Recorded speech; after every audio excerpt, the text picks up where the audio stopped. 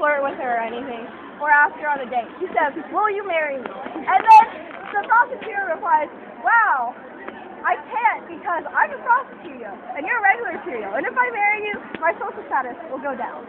So the next day he goes to work and he's crying, and his boss is a cinnamon apple Cheerio.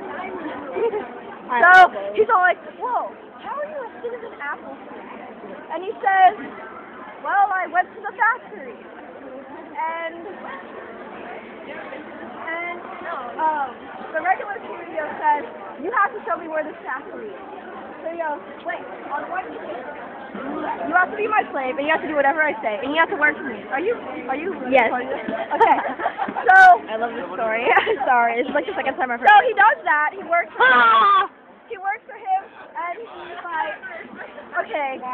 He goes to the factory, and he gets shot through this big tube, and he's like, and he gets shot. He gets sprinkled with cinnamon apple juice. And he goes walking down the street with a big smile. And he's all like, "Oh my gosh, I'm going to get this girl." And perfect timing. He sees the frosted Cheerio on the street. And again, he doesn't ask her out. He doesn't flirt with her or ask her on a date. He says, "Will you marry me?" And she replies, "Wow, you're really going up that social ladder there, but I'm still a frosted Cheerio, and you're a cinnamon apple Cheerio, so it's still unbalanced, and my social status will go down if I marry you." And then, next day, he goes to his new boss, sleeping, and his new boss happens to be a honey nut Cheerio. And so, he goes in, and he's like, "Oh my gosh, this girl dumped me, rejected me, again." And he's like, "Wait, how are you a honey nut Cheerio?" And he replies, "I went to the factory." And he says, "You have to show me where this factory is." And so he says, "Okay, you have to work for me for a little while, be my slave, and do whatever I ask you to do, and I'll show you where the factory is." And he says, so then he does everything he needs to do, gets to be a slave and everything, and he gets shot through this huge tube, and he gets sprinkled with honey nutness, and he goes down the street, and he's all happy and stuff, and he's walking, and he says, he sees the frosted Cheerio right on time, again, and he runs out to work with a big smile on his face, pretty certain he will get the honey nut Cheerio with the frosted Cheerio thing. And he says, "Will you marry me?" Again, doesn't ask her out, doesn't flirt with her. He says, "Will you marry me?" And he says, "Wow, well, I'm still a frosted Cheerio, and you're still a honey nut Cheerio. You're pretty close there, but I'm still up there."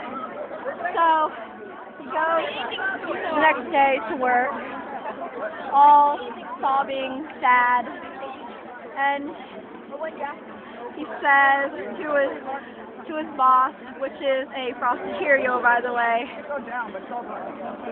"This girl rejected me, and how are you a frosted Cheerio?" And he says, "Well, I went to the factory." And he says, "Oh my gosh, where's the factory?" And he says, "Well, I'm not going to show you unless you work really hard, and you're my slave for a year." So he's a slave for a year, and finally he gets sent to the factory, and he gets shot through the big tube, and he gets sprinkled with frostedness for a Cheerio, yeah, and he walks down the street pretty certain he's gonna get this frosted Cheerio girl, whoever that is. No, but she's not a frosted Cheerio. Why is she something else? No, and he goes, "Oh my gosh, there she is, right on time, again." And he's like, "Will you marry me?" And she's like, "Oh my gosh, yes." So they have this wedding that the whole Cheerio kingdom will remember. And they're dancing, and she's like, "Hey, I'm pretty thirsty, can you go get me some milk?" And okay, so he's like, okay, whatever. And he walks to the milk line, and there's like everyone at the milk line. And he sees the punch.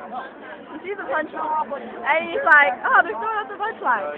So the whole point of the story is there's no punch line. The end. The end.